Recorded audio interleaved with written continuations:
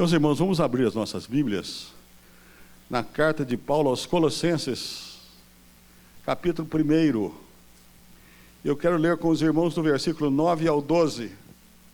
Colossenses 1, de 9 a 12.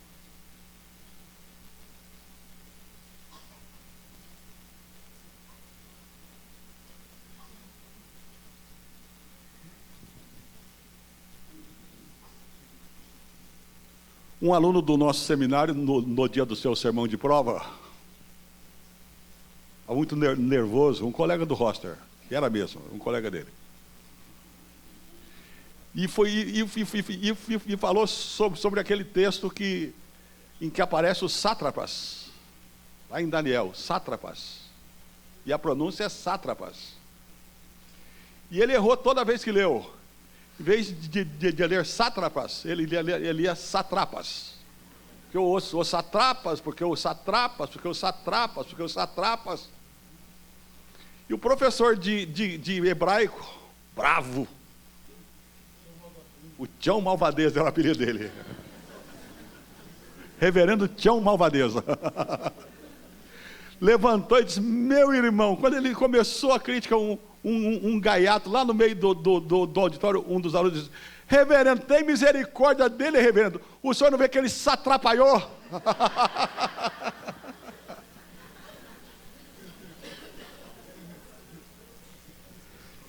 Vamos ler o texto da Bíblia, queridos. Por essa razão também nós, desde o dia em que ouvimos, não cessamos de orar por vós e de pedir que transbordeis de pleno conhecimento da sua vontade, em toda a sabedoria e entendimento espiritual, a fim de viver de modo digno do Senhor, para o seu inteiro agrado, frutificando em toda boa obra e crescendo no pleno conhecimento de Deus, sendo fortalecidos com todo o poder, segundo a força da sua glória, em toda a perseverança e longanimidade, com alegria dando graças ao Pai que vos fez idôneos à parte que vos cabe da herança dos santos na luz. Vamos orar. Pai querido, Pai de amor, Pai de bondade, em nome de Jesus, abençoa a nossa vida através da exposição da Tua palavra nesta noite. Em nome de Jesus, amém e amém.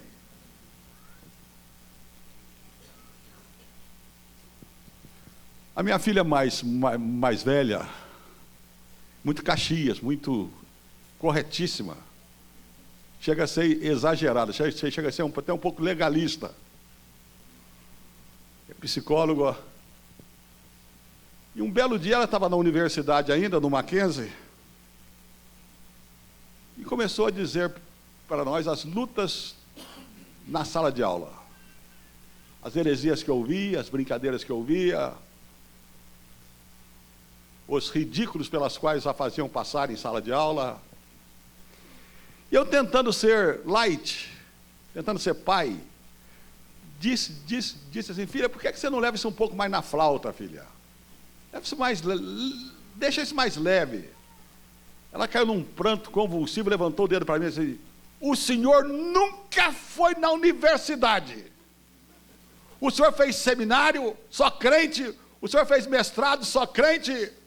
O senhor não sabe como é difícil aguentar o diabo na sala de aula. Por isso o senhor não fala nada. E eu: sim, senhora filha. É verdade. Eu não sei mesmo. Agora você pode imaginar a luta de igrejas. Enfrentando lutas teológicas, pressão, para tentar dar um exemplo a você leve, para que você entenda o que a igreja de Colossos estava passando. É como se a igreja de Colossos estivesse enfrentando todo dia 5 equipes de testemunha de Jeová. Cada membro da igreja recebia todo dia 5 visitas de uma equipe de testemunha de Jeová. Sabe o que era que estava acontecendo? Uma coisa chamada gnosticismo. Gnosticismo. Nós não estamos afirmando que os gnósticos já existiam. É o chamado na filosofia até de pré-gnosticismo. Eu não quero dar uma aula a vocês aqui, não. Gnosis é conhecimento. Então eram os conhecedores. E eles diziam basicamente 3 ou 4 coisas. A primeira coisa é a seguinte: a salvação está no conhecimento. E quando você se torna um conhecedor, um gnóstico, você adquire um conhecimento superior. Então você está salvo. Jesus não é filho de Deus. Jesus é um aion. Jesus é um ser etéreo. Jesus é um ser que está entre milhões, ou pelo menos milhares de outros deuses pequenos, que estão entre nós e o Deus Pai. Jesus não é filho de Deus. A mesma Paula tem um aluno agora muçulmano. E ela tem tido liberdade com ele, alguém equilibrado, alguém bom, alguém que discorda dessas coisas todas que estão sendo feitas pelo mundo afora. Aliás, como a maioria dos muçulmanos, não sei se você sabe disso, são 10% dos radicais só. Terríveis. E ela disse àquele moço: o que é que vocês pensam de Jesus? Pensamos muito bem. Jesus é ótimo. Só que Jesus não é o único. Jesus não é o último profeta. Jesus é um dos profetas. O último profeta e o mais importante é Maomé. Então essa igreja aqui estava sofrendo com isto, dizendo para eles assim: olha, vocês conhecem muito pouco ainda o cristianismo, vocês são de mais conhecimento. E mais conhecimento implica entender que Jesus não é isso que vocês dizem. E aí você tem 2 tipos de gnosticismo. O primeiro dizia assim: bom, então a salvação não depende dos seus pecados externos. Você pode adulterar, você pode roubar, pode fazer o que você quiser com o seu corpo, porque o que manda são os pecados internos. Você não pode ter ciúme, ter inveja, cobiçar. Agora o resto você pode tudo. E mais coisa ainda. Ou ao contrário. Não. Salvação é o seguinte: você tem que ser ascético. Você tem que se prender a não fazer absolutamente nada desse mundo. Então Paulo, que não conhece a igreja de Colossos, interessante, recebe um homem chamado Epáfras. Epáfras vem e conta coisas excelentes da igreja de Colossos para Paulo, e certamente conta as lutas que eles vêm tendo. E Paulo então faz uma oração por uma igreja nova que ele nem conhece. É sobre isso que eu quero falar com vocês hoje. Mas eu quero que você preste atenção. Eu não vou voltar a isso porque seria incumpridar a minha palavra, mas quero que você note algumas coisas aqui. Note primeiramente quanto fala de coisa grande aqui, completa. Quer ver? Por essa razão, desde que o dia que ouvimos, não cessamos de orar por vós e de pedir que transbordeis no pleno, duas vezes, em toda a sabedoria, 3 vezes, a fim de viver de modo digno para o Senhor, para o seu inteiro, 4 vezes, toda boa obra, 5 vezes, crescendo no pleno conhecimento, 6 vezes, sendo fortalecidos com todo o poder, 6 e 7 vezes, com todo o poder, 6 e 7 vezes, em toda perseverança, 8 vezes, dando graças ao Pai, 8 vezes, 1, 2, 3, 4 versículos falando de grandiosidade, de coisas grandes.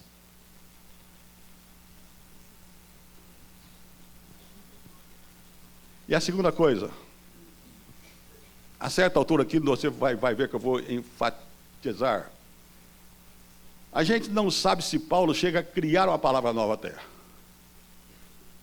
A palavra, como eu já disse, o nome é gnosticismo, que vem de gnosis no grego, que quer dizer conhecimento. Mas Paulo, em certa altura, ele fala de epignosis, que na sua Bíblia tem duas palavras aqui, pleno conhecimento. Parece que Paulo inventa a palavra, cria um neologismo, para dizer assim, se os gnósticos estão achando que eles são os bons porque eles têm conhecimento, vocês têm epignosis, vocês têm mais do que o conhecimento.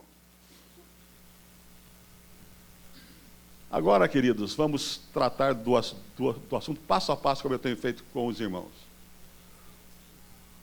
Eu estou cansado, irmãos, cansado de verdade, de ver orações na igreja pela igreja. Já viu? É mais ou menos como se ligasse a atendente do banco automático. Se você quer falar com a parte de cobrança, ligue 1. Se quer falar com a parte de pagamento, ligue 2. Para falar com o funcionário, ligue 3. Para desligar, ligue 4. Tem oração de crente que é assim, quer ver? Senhor, abençoa fulano, abençoa Beltrano, abençoa o pastor, abençoa a pregação, abençoa os doentes, abençoe os saudáveis, abençoa a junta diaconal, abençoa a escola dominical, abençoa.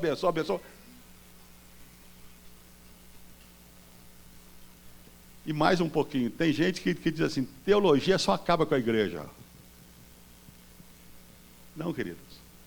Se você notar em Paulo, é coisa impressionante. É nas orações que Paulo expressa a maior profundidade teológica dele. Ele não pede a Deus, abençoa a igreja. Ele nunca fala isso, abençoa a igreja. Ele ora pela igreja teologicamente. Expressa verdades profundérrimas, quer ver? Por essa razão, também nós, desde o dia em que ouvimos, não cessamos de orar por vós e de pedir que transbordeis de pleno conhecimento da sua vontade. Transbordeis do pleno conhecimento da sua vontade. Paulo quer que a igreja conheça a vontade de Deus. Mas Paulo não quer que a igreja conheça a vontade de Deus, não. Ele quer que a igreja conheça plenamente a vontade de Deus. Mas não só isso, ele quer que a igreja transborde do pleno conhecimento da vontade de Deus. E eu pergunto a vocês, vocês sabem qual é a vontade de Deus para vocês?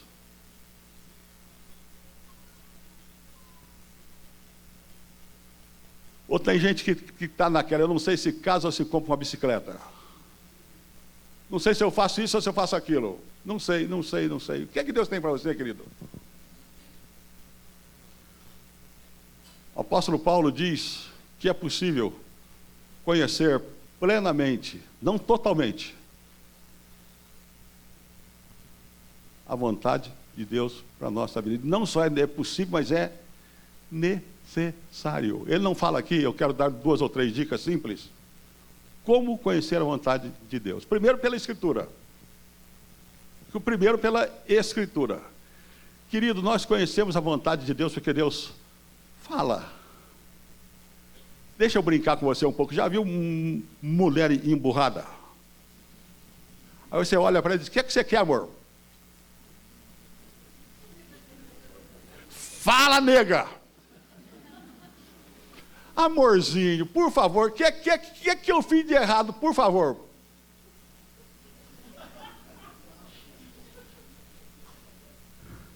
Já pensou se Deus fosse assim? Mas Deus é um Deus que fala. Deus é um Deus que diz o que quer. Deus é um Deus que diz por que caminho Ele quer que eu ande. Deus é um Deus que diz por que caminho Ele quer que eu trilhe. E a Bíblia diz que até quando eu durmo, Ele me dá conselho. Então Paulo começa a orar pela igreja e diz assim, que vocês transbordem no pleno conhecimento da vontade de Deus. E você, querida, continue me ouvindo com boa vontade, que daqui a pouco eu bato neles. A segunda coisa, para que conhecer a vontade de Deus? Para quê? O gnóstico daquele tempo, o conhecedor, vivia e dizia assim, eu sei mais de Deus do que você, viu? Já viu testemunha de Jeová bate na sua casa e diz assim: você sabe que na sua Bíblia esconderam a palavra Jeová? Você sabe?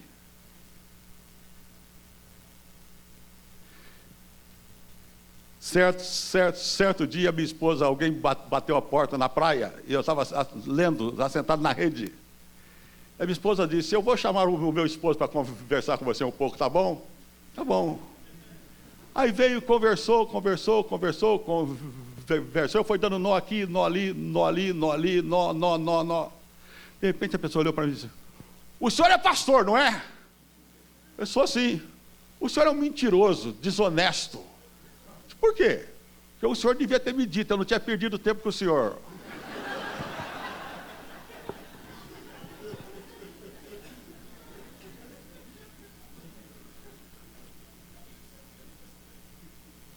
O que é que Paulo diz aqui? Que o conhecimento é para quê? O conhecimento da vontade de Deus é para quê? A fim de viver de modo digno do Senhor, para o seu inteiro agrado. A fim de viver de modo digno do Senhor, para o seu inteiro agrado. Paulo diz assim: eu quero que vocês conheçam a vontade de Deus, não para que ela fique aqui, para que ela fique aqui, para que ela fique aqui, para que ela fique aqui, para que ela fique aqui, para que ela fique aqui. Minha esposa não come doce. Minha esposa tem uma doença raríssima, ela não come doce. Nada. Café, fruta, tomate, tudo que tiver um pouquinho de açúcar, não come. Se comer, ela passa mal. Como se fosse uma queda de pressão. E você imagina você começando a namorar uma mulher dessa. Especialíssima. Vamos tomar sorvete? Não posso. Quer um suco? Não posso. Vamos comer uma macarronada? Não posso. Quer uma pera? Não posso. Então eu comecei a dizer para ela assim: do que é que você gosta? Do que é que você gosta? E descobri que ela gosta de empadinha de frango. De vez em quando a gente está meio assim um com o outro, bicudo, sabe o que é que eu faço? Passo na casa da empada e levo 3 empadinhas de frango para casa. Chego assim em casa e digo: tá aqui, amor, ó, um presentinho para você. E sabe o que é que eu ganho? Aquele beijo. Ó, a fim de viverdes de modo digno do Senhor, para o seu inteiro agrado. Eu quero que vocês conheçam a Deus para obedecê-lo. Quero que vocês conheçam a vontade de Deus para fazer o que Ele gosta. Quer ver uma coisa esquisita? Não é que está errado, não. A primeira não, a segunda sim. A gente sai daqui, às vezes, o culto hoje foi uma bênção. Quem sabe se o culto for uma bênção mesmo é Deus.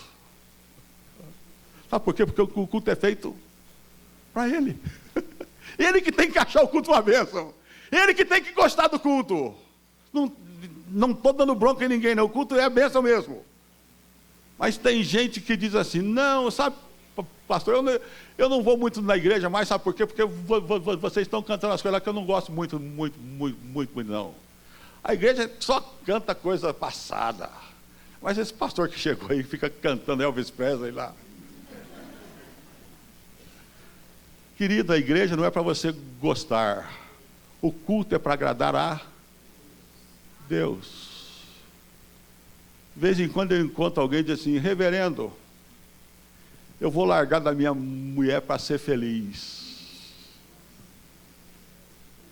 Eu digo: escuta, querido, você acha que você pode ser feliz fazendo aquilo que Deus não quer?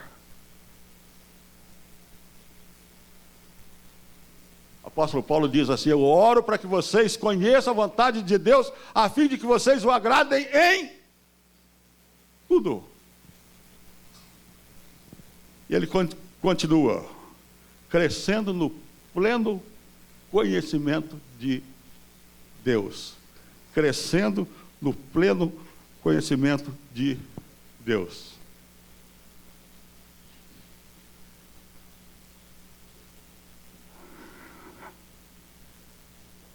Conhecer a Deus.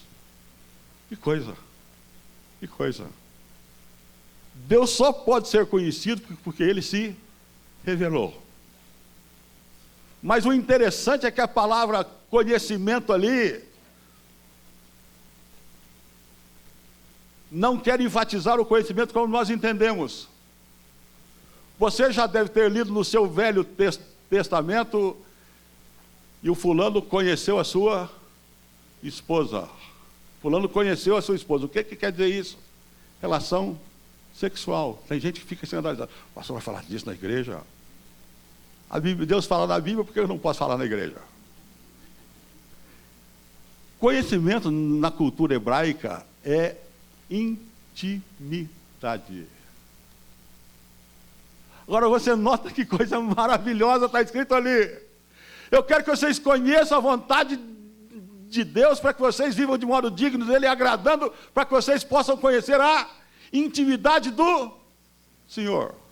A intimidade do Senhor é para os que o temem, aos quais ele dará a conhecer o seu pacto, a sua aliança. Aquele que faz a minha vontade é aquele que me ama, e aquele que me ama, o meu Pai também o amará, e viremos para ele e faremos nele morada. O que é que o texto está dizendo? O que é que Paulo diz?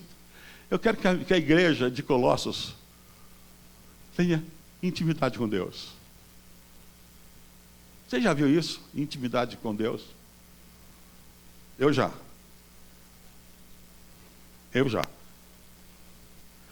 Falava com uma pessoa há pouco tempo sobre esse assunto.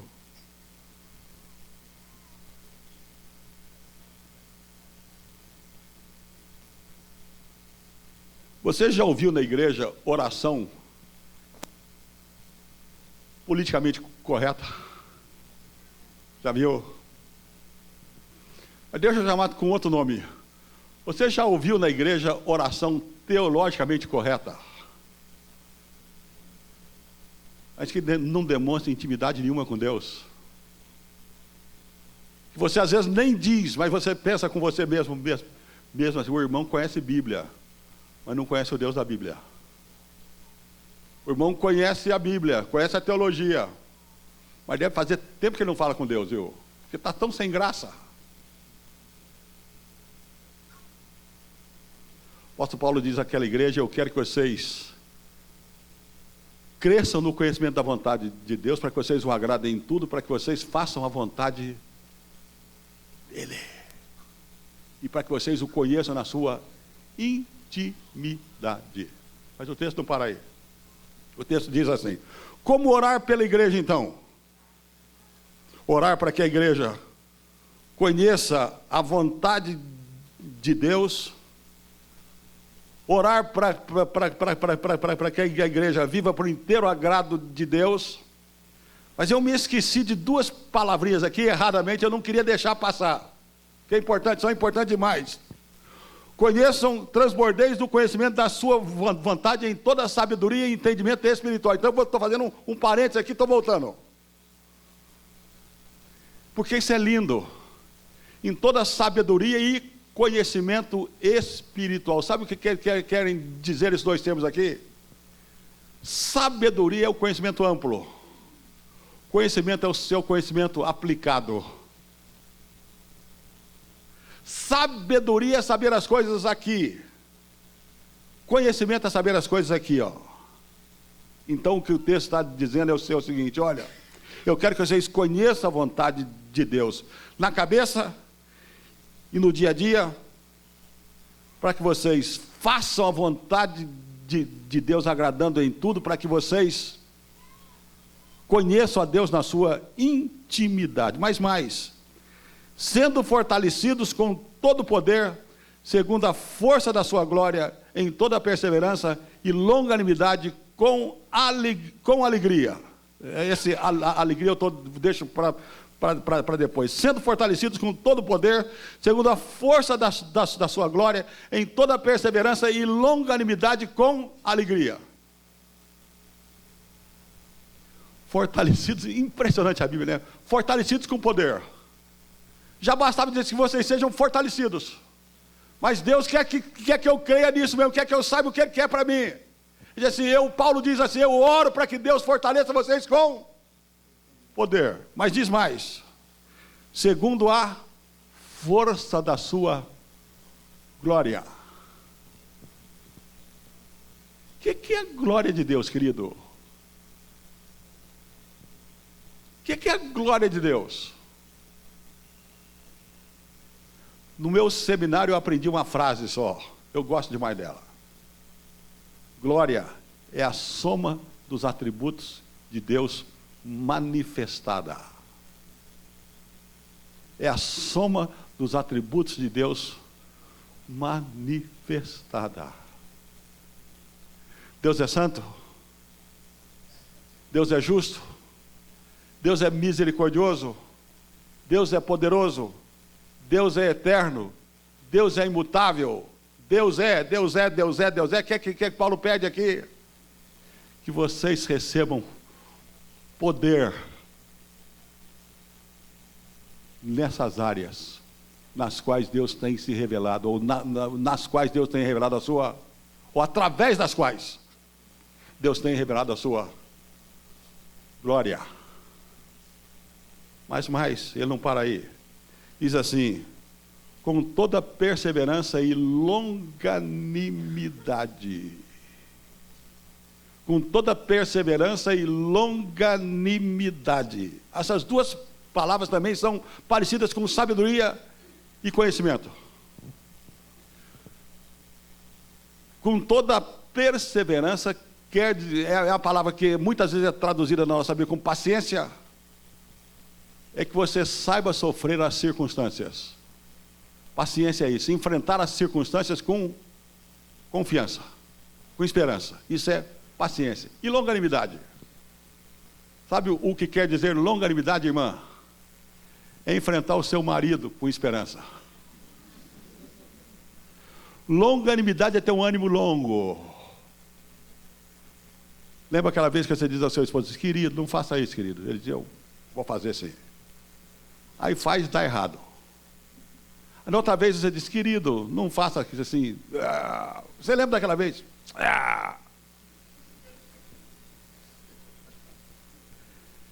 E você olha para ele é lindo, eu o amo ainda. Oh, glória a Deus. Quer ver uma coisa?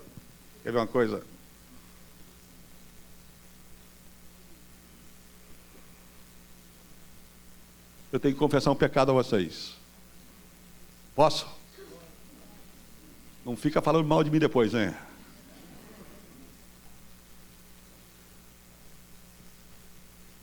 Eu tenho sofrido bastante nos últimos dias em casa. Sabe do quê? De ciúme. Sabe o ciúme de quem, Marta? Hein? Dos netos. Dos netos. Você cuida mais dos netos do que de mim. Você dá o leitinho para as crianças e o meu leitinho, cadê?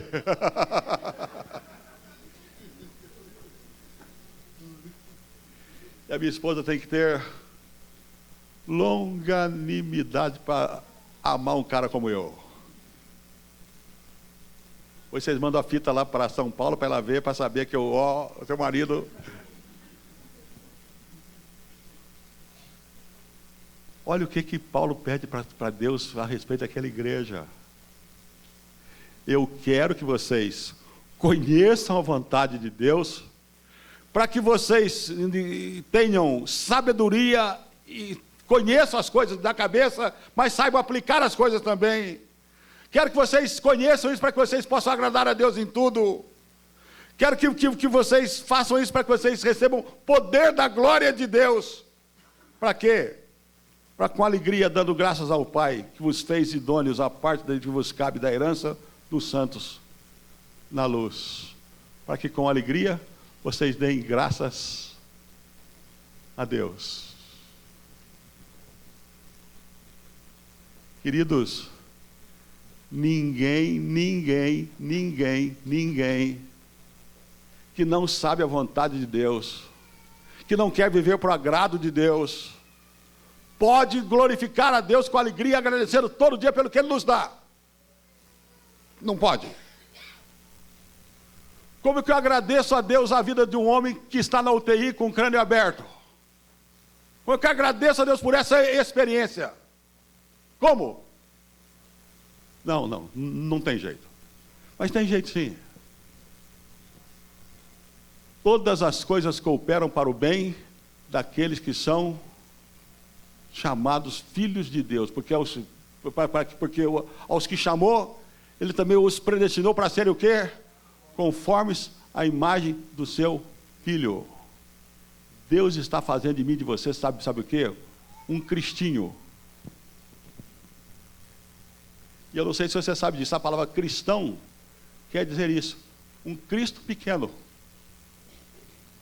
Então, em Antioquia, a turma de lá olhava para aquela turma de crentes e dizia assim, que montão de cristinhos.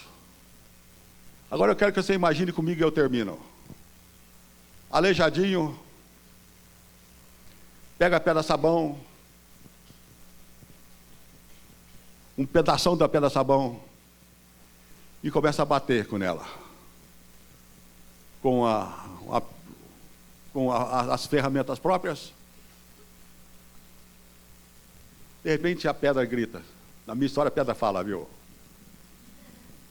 Ai! Ai, está doendo! Ele diz, pedra, cala a boca que eu estou fazendo de você uma imagem de Cristo. E para que eu faça de você a imagem de Cristo, eu tenho que tirar pedaço. Eu vou moldando você para que você seja a imagem de Cristo. Por isso é que o texto não nos diz assim, todas as coisas cooperam para o bom. Mas cooperam para o bem. E qual é o bem? É a obra que Deus está fazendo em mim e em você. Foster, infelizmente eu não posso vir aqui em agosto do próximo ano. É aniversário da minha igreja, no mês de agosto, e o meu conselho não me deixa sair em agosto de jeito nenhum. Mas eu espero que nessa data e outra, quando eu estiver aqui, eu não escute mais Deus abençoe a igreja. Que você com inteligência, que você com sabedoria espiritual saiba pedir a Deus coisas espirituais para a igreja daqui e lá da China. A igreja nova lá em Omã, os irmãos lá do Egito, que estão vivendo pressões que você nem imagina. Mas você pode orar por eles daqui, estando junto com eles lá. Como eu disse hoje cedo, você não vai com os pés, mas vai com os joelhos. Que Deus nos abençoe. Amém. Mais uma vez a expressão